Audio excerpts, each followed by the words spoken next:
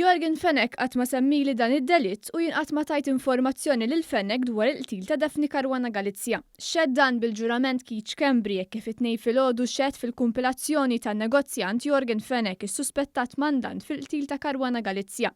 Keith Schembri beda biex tkellem dwar il-ħbiberija tiegħu ma' Fenech li tmur lura fi żmien minn meta kienu tfal. Jiena l-Jorgen vera kont nidħol fin-nar bħalma nagħmel għal kull ħabib tiegħi, imma fuq dan il-każ qatt ma kellimtu xed Schembri. Fost l-oħrajn huwa ċaħat li qatt kellem lill-imħallef Mizzi sabiex jagħti l-ħelsien mill-arrest lill-Aħwa de Giorgio kif allega l-middleman Melvin Toma. Dwar il-ġurnata tal-qtil Keith Schembri rrakkonta li kien ħdej l-eks Prim Ministru Joseph Muscat u l-eks kap tal-komunikazzjoni tal-Gvern Kurt Farrugia. Qal li f'daqqa waħda daħlet informazzjoni mingħand l-eks kap eżekuttiv tal-Isptar Mater Dei Ivan Falzon li kienet tgħid li seħħet splużjoni burmarrat.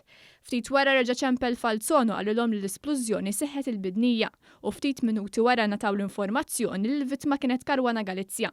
Dak il-ħin stess minkejja li kulħadd kien taħt ċokk, Schembri xiet li fil-preżenza ta' Joseph Muscat u Kurt Farrugia beda bil-kuntatti sabiex l-FBI jiġu hawn Malta u jgħinu l-pulizija fl-investigazzjonijiet tagħhom.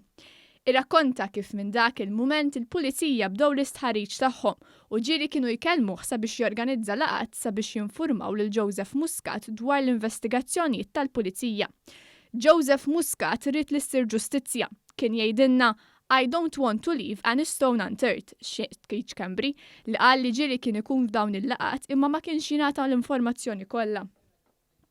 Keith Schembri xiet li jumejn qabel ġew arrestati Alfred u George de Giorgio u Vince Muscat kienet saret laqgħa f'Kastilja fejn ngħataw dettalji dwar kif se jsir l-arrest.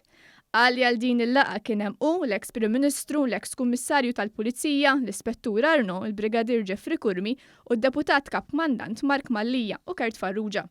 Wara din il-laqgħa sar jaf li kien hemm il-Malta Today li kellhom informazzjoni li se jsir ir-rejt ta' De Giorgio għax Xavier Balzan qal lil Schembri li seta' qallu li se jsir dan ir-rejt. Bil-ġurament Keith Schembri xed li qatt ma ta' informazzjoni lil Fenech u qatt ma talbu informazzjoni dwar il-til. Keith Schembri xed li lejlit l-arrest Fenech batlu li kien hemm tat-Times warajh u saqsih u x'qed jitqies suspettat u wieġebu le. Qal li kien fit-19 ta' Novembru l-ewwel darba li tkellem miegħu fuq il-qtil.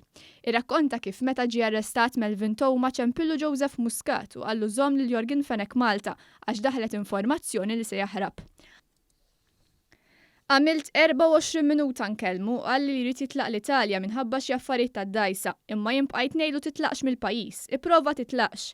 Qedlu għax dan mhux il-mument, spjega Schembri li qal li l-akkużat saqsih jekk ingħatax il-proklama Melvin Toma u Schembri wieġeb li le. Keith Schembri qal li xahar jew xarejn qabel kien ġie infurmat li Fenech huwa meqjus bħala wieħed mis-suspettati. Dwar it-tabib Adrian Vella qal li dan huwa t-tabib tal-familja u kien ġie rakkomandat lilu mill-familja Tomas. Keith Schembri qal li huwa qatt ma ta' dokumenti jew wittri l-tabib Vella biex jagħtihom lil Jorgen Fenech meta kien taħt il-kustodja tal-pulizija. Dwar il-kumpanija 17 Black li ta' Jorgen Fenech, Keith Schembri qal li qabel ma daħal fil-politika kellu flus il-Bank of Valletta. Iżda sar jaf li d-dettalji dwar kontijiet bankarji ġew illikjati u għana tal-pari li ma jistax jafda l-banek lokali jiftaħ trust fi New Zealand.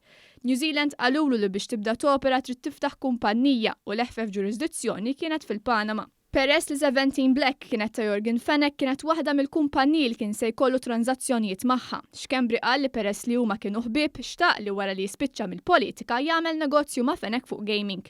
Mistoqsi dwar kif qatt ma fetaħ libel dwar l-allegazzjonijiet marbuta ma' 17 Black qal il-proċeduri l-qorti jdumu wisq u ddum biex issir ġustizzja miegħu. Intant, l-Ispettur Keith Arno qal li qatt ma kellu intenzjoni li Keith Schembri tlejxet fil-jum ta' tnejn minħabba l-investigazzjonijiet għadhom għaddejjin. Il-Maġistrat Rachel Montebello ddikjarat li sa dan l-istadju tal-investigazzjonijiet dwar dan il-delitt, il-prosekuzzjoni ma tistax teskludi li se jittieħdu passi kriminali fil-konfront ta' Keith Schembri u Kenneth Camilleri. Keith Schembri għażel li jixed xorta iżda Kenneth Camilleri għażel li ma jixidx. Xed ukoll l-investigatur f'dan il-każ l-Ispettur Kurt Zara li ta' dettalji dwar l-investigazzjonijiet tal-Pulizija minn wara dan id-delitt. Il-prosekuzzjoni qed titmexxa mill-Ispettur Keith Arno u l-Ispettur Kurt Zara.